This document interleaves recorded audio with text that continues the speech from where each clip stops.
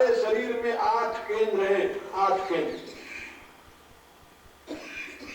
और उनमें 3 केंद्र दिवलोक में, 3 केंद्र अंतरिक्ष में और 2 केंद्र मृतलोक में।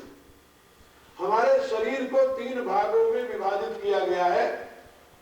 नाभि से पांव तक मृतलोक, नाभि से कंठ तक अंतरिक्ष लोक और कंठ से ब्रह्म चक्र तक दिवलोक। ये 3। क्योंकि जैसे विराट पुरुष के शरीर का त्रिलोक में विभाजन है, इसी प्रकार से मानव भी तो उसी का एक मॉडल है। सहस्रस्य प्रतिमा पुरुष, ये पुरुष जो है, मनुष्य जो है, यह परमात्मा की प्रतिमूर्ति है। प्रतिमूर्ति, सहस्रस्य प्रतिमा पुरुष वेद कहता है। ये उसकी प्रतिमूर्ति है। परमात्मा की बराबरी का कोई नहीं है।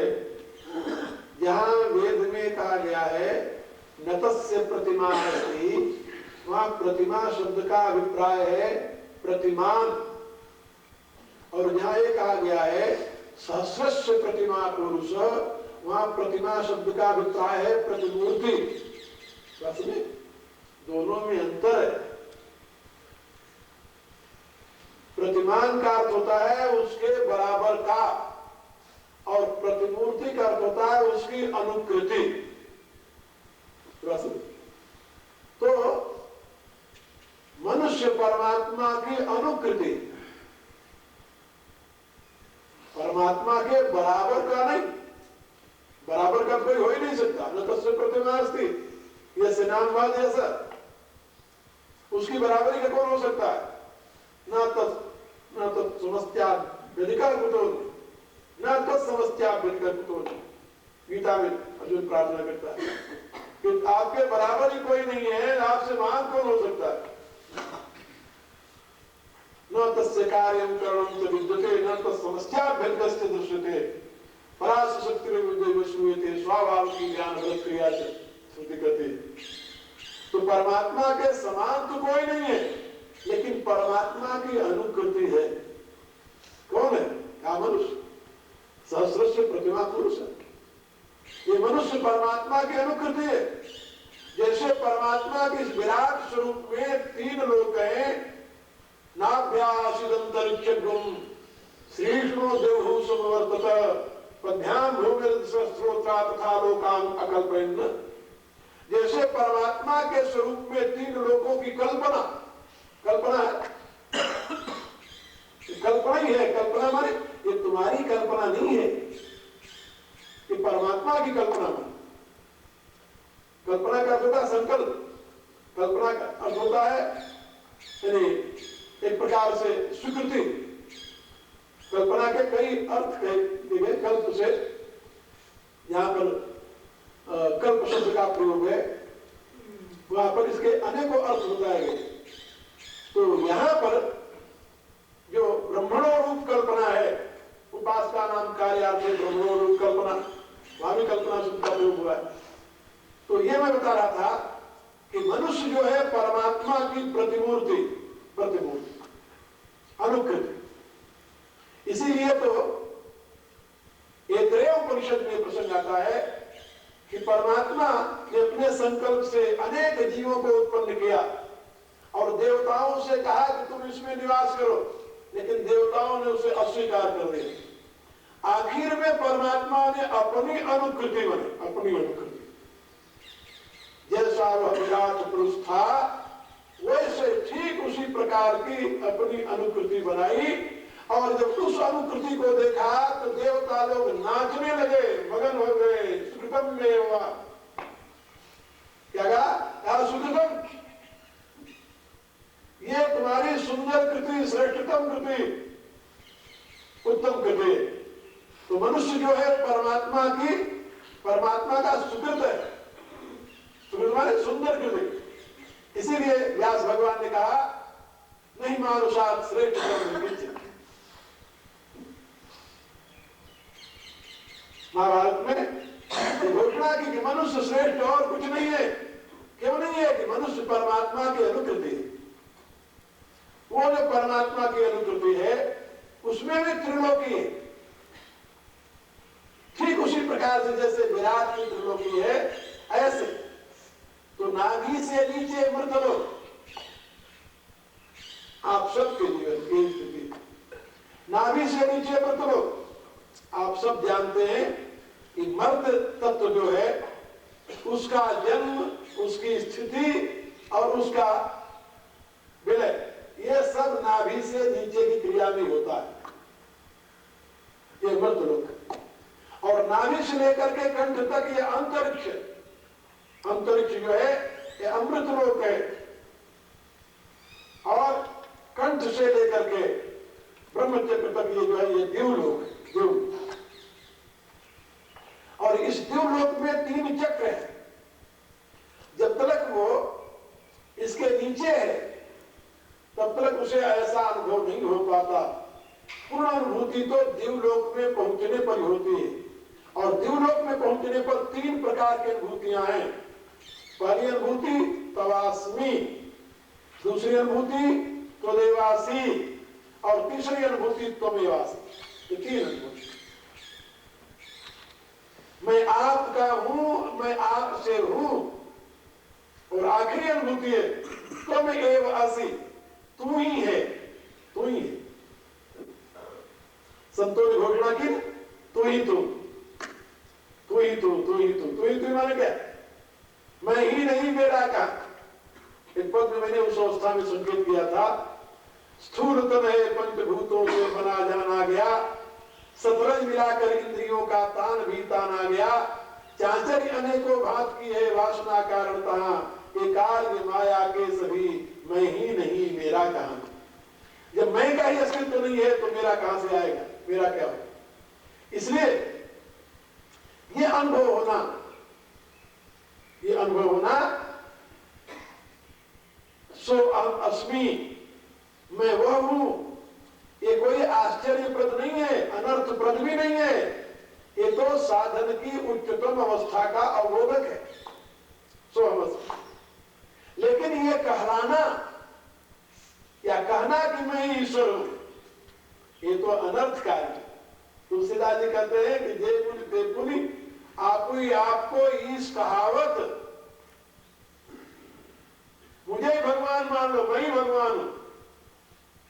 मैं ही भगवान नहीं, भगवान तो भगवान है। तो भगवान ने यहाँ पर हनुमान जी को उपदेश देते समय बात समझाई कि सो अनन्य जाकी असमति में टरे हनुमंत, ऐसी मति जिसकी टरती नहीं।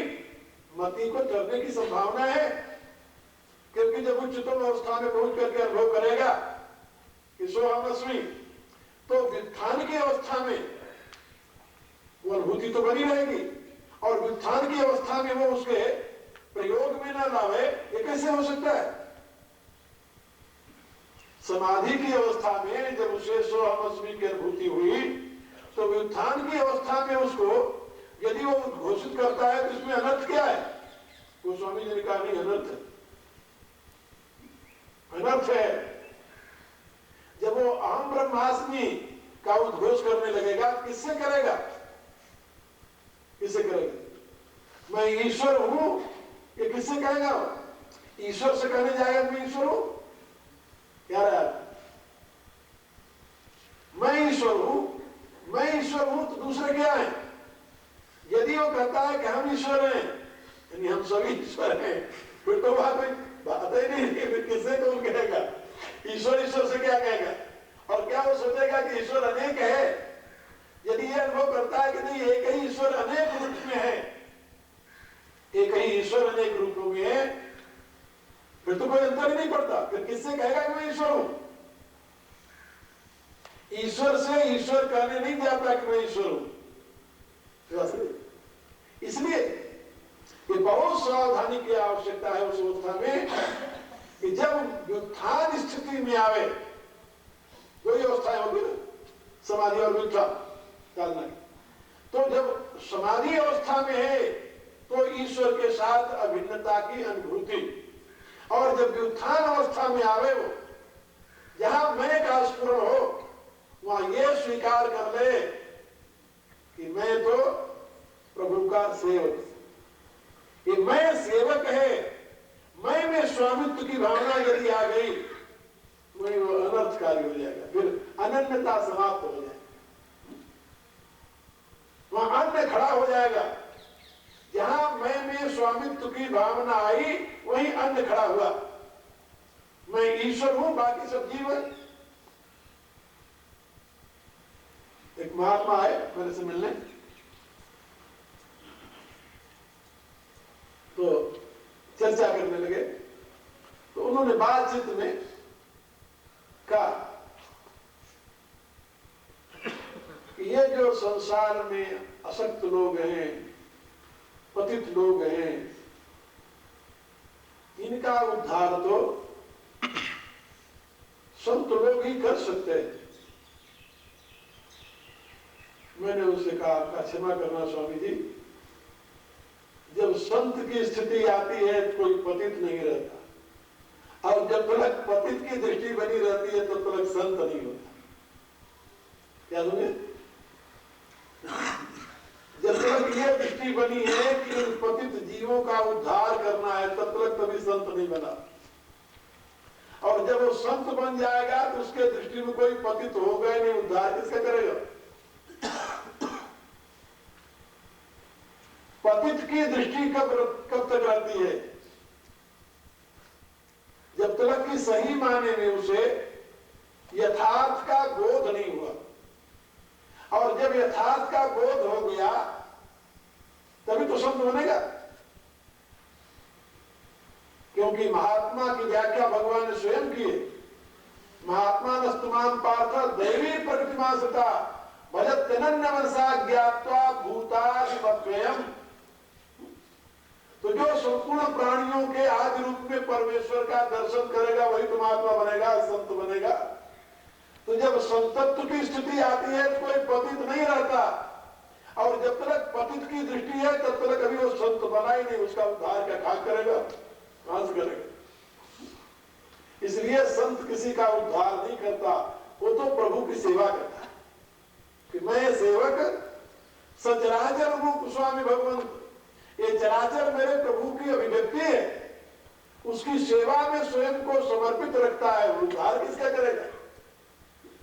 उद्धार करता तो एक है जिसने घोषणा की है, तेषाम हम समुद्धरता मृत्यु संसार सागरा भवानी न चिरात पार्थ मैया वे शिष्य। ये मैं आप लोगों से निवेदन कर रहा था, वो जिसके हृदय में ऐसी अनन्यता प्रतिष्ठित हो गई है, भगवान कहते हैं तेषाम एव अंकम पार्थम हम अज्ञानजं तमः न्यासयामि आत्मभावस्थो ज्ञान दीपेन भाषते। परमात्मा प्रदत्त, परमात्मा द्वारा प्रदत्त बुद्धि योग के प्रकाश में अब उसके संशय, संदेह, मोह और मोह का कारण जो अविद्या है वो समूल अब नष्ट हो गई। नष्ट माने लीन हो गई अपने कारण में। कहां से उत्पन्न हुई? तो वहीं से उत्पन्न हुई, वहीं से उत्पन्न हुई। एक संत ने बड़ा सुंदर उदाहरण दिया इसके लिए, कहा कि एक व्यक्ति हाथ में दीपक लिए खड़ा हुआ, टार्च लेकर, समझ लो टार्च लेकर, उन्होंने टार्च की उपमा दी। हाथ में टार्च लेकर खड़ा हुआ है, वो दिखा रहा है, टार्च की रोशनी में लोग देख तो रहे हैं लेकिन टार्च वाले को नहीं देख रहे, वो कौन है। कहा जब किसी ने प्रार्थना की कि प्रभु हमें इस अंधकार से मुक्त कर प्रकाश प्रदान करने वाले आप कौन हो, जरा आप अपने आप को भी तो बता दो, तो उसने उस टार्च की लाइट ऐसे कर दी, ऐसे करने वाले अपनी तरफ घुमा लिया। यदि वो अपनी तरफ घुमा ले तो तुम उसे देख लोगे, और यदि अपनी तरफ न घुमावे तो उसकी लाइट तो बाहर ही जा रही है। तो बात सही में यही सत्य है। यही सत्य क्यों है? कहा सृष्टि का प्रकाश ऐसा है, सृष्टि का नियम ऐसा है। उपनिषद में एक मंत्र है, परांत दिखानी व्यतीर्ण स्वयंभू तथा परांग पश्यति नान्तरात्मा। ये लाइट दिखाने वाले ने ऐसा मुंह बना रखा है जो बाहर ही लाइट जाती, अंदर जाती नहीं। ऐसा मुंह बना रखा है, तथा परांग पश्यति, वो बाहर ही लाइट जा रहे, उसके अंदर जाती नहीं। अरे जिस नेत्र से सारी दुनिया को तुम देख रहे हो, क्या वो नेत्र तुम्हें अपने आप को दिखाने में सक्षम है? नहीं है ना, नहीं देख पाते। तो लाइट का फोकस जो है वो तो बाहर की तरफ ही है। तथा परांग पश्यति न अंतरात्मा, अंदर तरफ देख ही नहीं पाता। कोई गुरु कृपा का भाजन बन जाए, प्रभु कृपा का भाजन बन जाए, मीरा की तरह ये घोषणा कर दे, उलट भई मेरे नैनन की। क्या कहा उसने? उलट भई मेरे नैनन की, मेरी आंखें जो बाहर देखती थी अब बाहर नहीं देखती हो, वो उलट गई, अंदर की तरफ देखने लगी है गुरु कृपा से। वही रागी लगन गुरु चरण की, उसमें उसने कहा है कि उलट भई मेरे नैनन की, आंख मेरी उलट गई, अब अंदर दिखाई देने लगा, अब बाहर नहीं दिखाई दे। बाहर तो मेरे प्रियतम प्रभु सर्वस्व है, सर्वेश्वर है। इस स्थिति को प्राप्त हुआ जो संत है, भगवान का जो कृपा भाजन है, वह अब यथार्थदर्शी हो गया है। और यथार्थदर्शी हो जाने पर अब उसके लिए संसार में श्रुति की घोषणा है, तत्र को वो कर्तों का एकत्व मन बचते, सर्वत्र उसके समक्ष एक सत्ता की अनुभूति हो रही है। इसलिए अब उसे वो कहां रहा सो। ये विश्व में शांति की आजकल बड़ी चर्चा है कि अशांति से सभी घबराए हुए हैं, लेकिन विश्व में अशांति किसके द्वारा फैलाई गई? और जब हम विश्व शांति की चर्चा करते हैं तो किसके विषय में करते हैं? वृक्षों को अशांति है, वनस्पतियों को अशांति है, या अंतरिक्ष को अशांति है? किसको अशांति? या पृथ्वी को अशांति है? या दुनिया में जो कुछ अशांति है किसकी दी हुई है? अशांति का मूल स्रोत कौन है? परमात्मा। दो ही शक्तियां हैं सृष्टि में, एक तो परमात्मा और दूसरे परमात्मा के अच्छे बच्चे। ठीक है, श्रेष्ठ दुनिया में दो ही है, man is the next to God है। एक तो परमात्मा है और एक परमात्मा का बच्चा मनुष्य।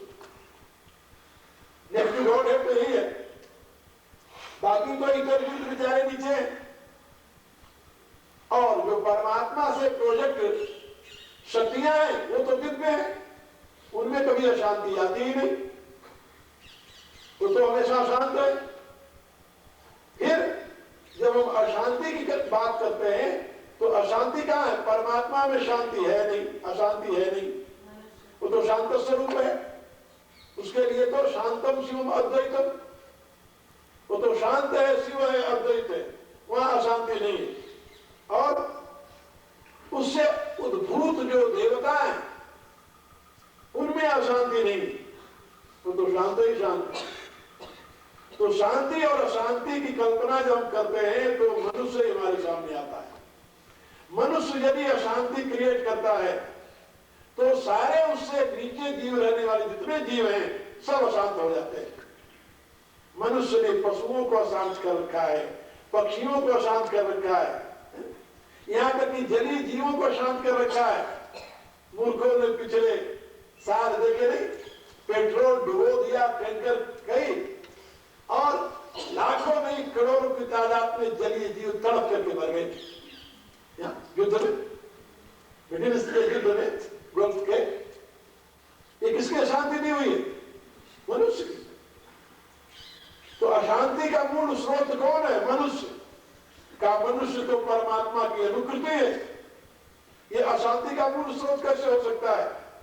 क्या यदि इसकी बुद्धि स्वस्थ रहे तो ये शांति का मसीहा है, और यदि बुद्धि इसकी अस्वस्थ हो जाए तो अशांति का मूल कारण राक्षस ही बनता है। अशांति में कारण कौन बनता है? वही नमाम दुष्कृतनो मूढ़ा प्रपद्यन्ते नरा नराधमा माया प्रतज्ञाना आसुरी भाव। आसुरी भाव का आश्रय ले ले तो दुनिया में अशांति अशांति है। अब इस अशांति को यदि दूर करने के लिए कोई प्रयत्नशील है तो उसे क्या करना चाहिए? क्योंकि हमारे पूर्व के ऋषियों ने मनुष्य पूर्ण है, मनुष्य के अंतर में महान शक्ति का अनुभव किया और उन्होंने कहा कि अपने संकल्प से मनुष्य सारे विश्व को शांति प्रदान करने में सक्षम हो सकता है। तभी तो ऋषि प्रार्थना करता है वेद में, ओम देवो शांति, अंतरिक्षम शांति, पृथ्वी शांति, रापः शांति, औषधय शांति, वनस्पतय शांति। ये शांति की कल्पना करने में क्या जरूरत पड़ी? कहा उस अवस्था में वह ऋषि विश्व के साथ एक होकर के और अपने विश्व रूप में सर्वत्र शांति की कल्पना कर रहा है। और शांति एवं शांति, यहां तक कि वो शांति के लिए भी शांति की कल्पना कर रहा है। तो मनुष्य ही अशांति का बीज है।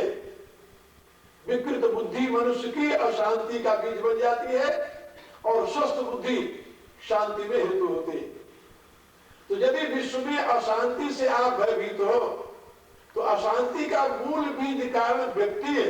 व्यक्ति मनुष्य, human being. And if you want to create peace in the world, you should try to create peace in the human mind first. If human mind is stable and pure, then he will be source of peace. यदि मनुष्य का मस्तिष्क शुद्ध है और शांत है तो दुनिया में उस शांति का स्रोत बन जाएगा, उससे शांति प्रवाहित होगी और दुनिया के अन्य जीव उस शांति से सुख का अनुभव करेंगे।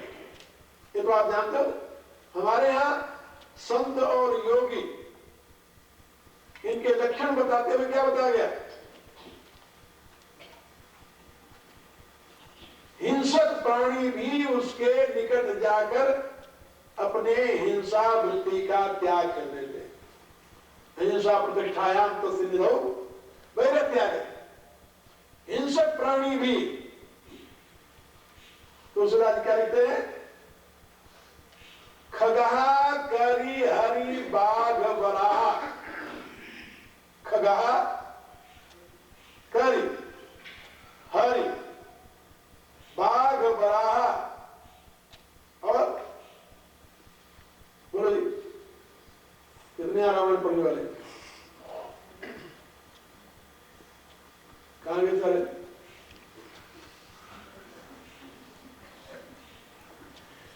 खगहा, खगहा माने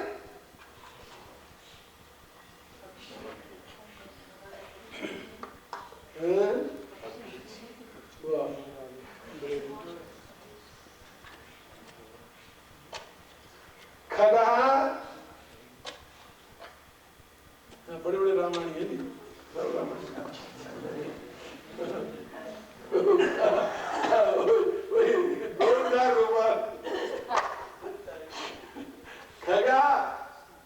खगा माने एक पशु होता है जिसको हमारे यहाँ गैड़ा कहते हैं। देखा करी हाथी, हरि शेर, बाघ और बरा, ये जो जीवों का नाम लिया तुलसीदास जी ने, ये एक दूसरे के दुश्मन है। एक साथ दूसरे के दुश्मन है। जैसे कहते हैं ना ईंट कुत्ते की भय, सांप नेवले के समान। ये एक दूसरे के शत्रु है। खगहा करी हरि बाघ बराहा, एक महिष वृष साज सराहा, संगा, ये सब बैर बिहार चरई एक संगा, मानव सकल सेन चतुर्थ, और सहज बैर सब जीवन त्यागा। जब दिव्यता का आविर्भाव होता है, समझो इसे, जब व्यक्ति में दिव्यता का, वस्तु में दिव्यता का आविर्भाव होता है, तो उसका प्रत्यक्ष उदाहरण क्या है? का सहज बैर सब जीवन त्याग, गिर पर सकल करें अनुराग। सब अपने सहज बैर को, बैर बिहार चरेंगे संगा, इनका सहज बैर दूर हो जाता। लेकिन याद रखना, मनुष्य का नहीं होता ना।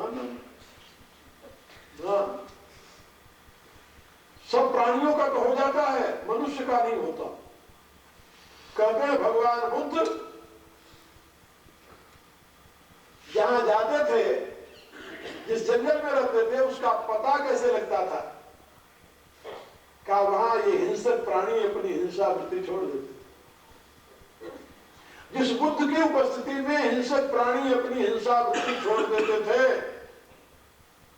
उन्हीं बुद्ध का अपना सगा भाई सम्मत अपनी हिंसा वृत्ति नहीं छोड़ा।